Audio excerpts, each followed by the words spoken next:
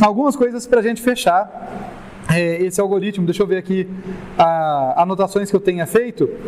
Acho que uma importante é sobre análise de eficiência, né? A intuição do porquê o algoritmo funciona eu já falei para vocês quando estava discutindo com vocês, né? Essa ideia de que o algoritmo sempre tira da fila o vértice que foi encontrado há mais tempo e ainda não visitado e, portanto, por conta disso acaba sendo o vértice, a cidade mais próxima da origem que ainda não foi visitado. Tá? Então eu sempre exploro os mais próximos antes dos mais distantes e é por isso que dá certo. Sobre eficiência de tempo, vamos ver juntos aqui que essa é interessante, é uma análise um pouquinho mais difícil. Olha só, eu tenho laço dentro de laço, né? Falando certo, né? Laço dentro de laço, né? Ou então laço com outro laço dentro, né? Que seja. Isso aqui tem uma cara de quadrático pra gente, né? Quando tem laço dentro de laço. De fato será quadrático esse algoritmo no número de vértices, mas vamos entender direitinho por quê, tá? Olha só. Aqui dentro, vamos de dentro para fora, concordam que isso aqui leva tempo constante? Eu estou acessando a posição da matriz, acessando a posição de um vetor e fazendo umas atribuições aqui, atualizando, enfileirando um cara, atualizando uma distância. Então, isso aqui leva tempo constante, beleza? O negócio é, quantas iterações esse laço faz? Da ordem de n iterações, né? Vai de 0 até n. Para descobrir quem são os vetores vizinhos de um certo vértice, de uma certa cidade, eu passo por todos os demais. Né? Eu tenho que passar pelo vetor inteiro da matriz, então fica da ordem de n. Até aí, tranquilo? Então, esse cara aqui me custa da ordem de n em cada iteração. Então, o custo do meu algoritmo vai ser da ordem de n, por causa desse laço interno, vezes o número de iterações que esse laço externo faz. Né? Se cada iteração do laço interno tem esse cara dentro que me custa O de n, vai ser o produto, né, o número de iterações desse cara, vezes O de n, que vai me dar o resultado. Só que esse cara aqui não é tão óbvio, né? Esse aqui eu sei que itera por n vezes, que começa no 0, vai até o n, incrementando de 1 em 1. Eu sei que itera da ordem de n vezes. Esse não é tão óbvio. Como que a gente analisa esse cara aqui? Qual que é a condição de parada desse cara? Conceitualmente. Que significa que a fila está vazia. Então, ele para quando a fila está vazia. Eu começo só com um vértice na fila. E quem mais que entra na fila além da origem? Todo vértice que eu encontrar. Vejam aqui dentro, sempre que eu encontro um vértice novo, é um vértice que ainda não tinha sido encontrado antes, ele entra na fila. Tá? Se essa fila for sendo alimentada com muitos e muitos e muitos vértices, pode ser que entre muita gente nela e, portanto, vai demorar muito para esse cara ficar vazio, certo? Mas aí vem o ponto-chave.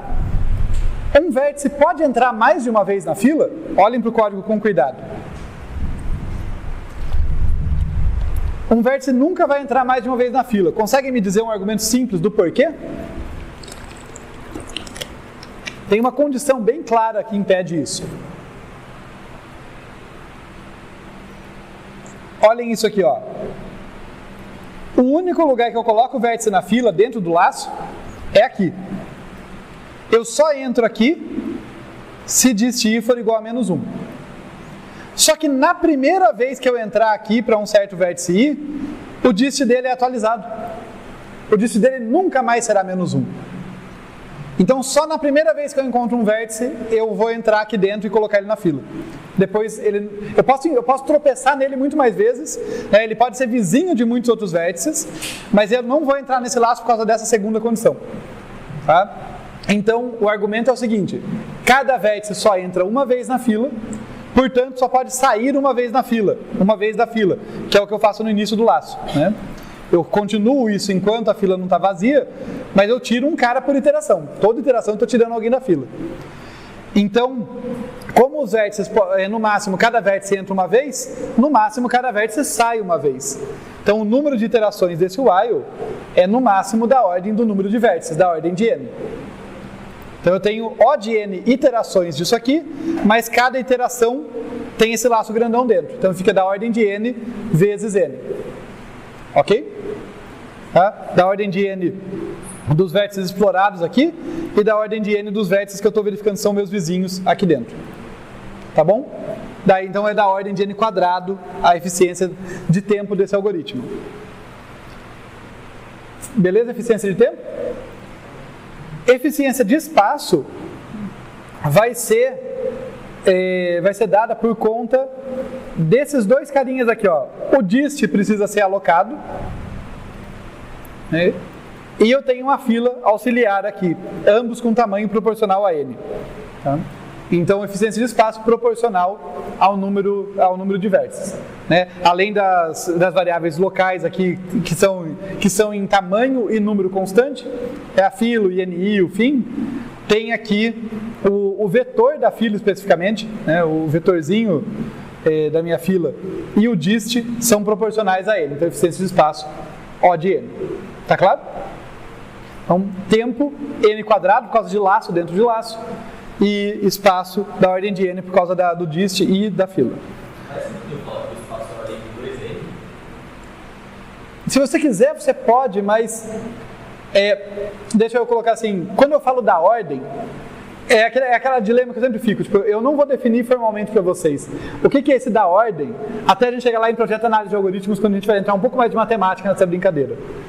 Mas quando eu falo da ordem, leia como proporcional a, né? Isso quer dizer que da ordem de n e da ordem de 2n, ambos são sinônimos. Tá? Então esse 2 aí pode, não atrapalha, também não faz falta. Porque eu estou falando da ordem de, eu não estou falando exatamente. Tudo bem? A intuição? Então não tem problema falar. Mas se eu falo da ordem, eu posso omitir isso aí. O ponto-chave cresce em função de n, né, em função do tamanho do vetor de entrada, ou não cresce. Né? Ou cresce de modo quadrático, né, da ordem de n quadrado. Essa que é a questão. A constante ali não é tão relevante. Dito isso, acho que sua pergunta tem um ponto bem interessante, que é o seguinte: para tempo, muitas vezes o que nos interessa é realmente mais o assintótico, né? Esse proporcional, porque muito por cima vai nos dizer quanto tempo eu vou ter que esperar para quando a minha instância cresce, quanto tempo eu vou ter que esperar até ter uma resposta. Mas não vai impedir que eu execute aquele algoritmo. Agora, basicamente porque vamos por assim, tempo de execução é um negócio que o meu computador ele pode continuar rodando, né? Tipo assim, se eu tiver energia, o computador continua rodando e vai avançando ali e o negócio funciona. Então, vamos dizer, para tempo, um fator 2 não é tão relevante.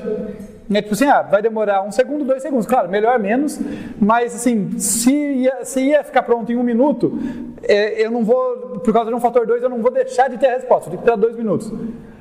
Agora, a memória, como é um recurso meio assim, olha, eu tenho esse tanto de memória, se passar disso, o meu algoritmo basicamente não roda.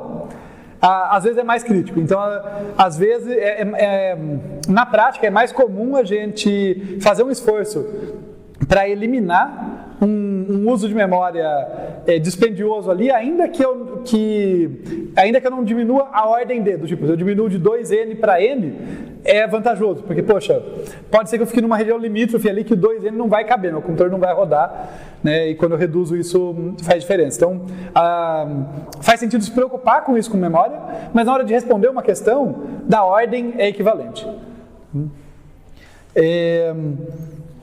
Bem, nós não temos mais o projetor, mas acho que a gente já tinha visto o que precisava do código, né? Então a gente falou aqui do algoritmo, do porquê que ele funciona, e ali eficiência de tempo e eficiência de espaço. Eu acho que tinha uma parte bônus, mas se quiser tempo eu encaixo na outra aula. Acho que está bom para essa primeira aula. A gente começa a próxima aula às 16, então temos aí 20 minutinhos de respiro.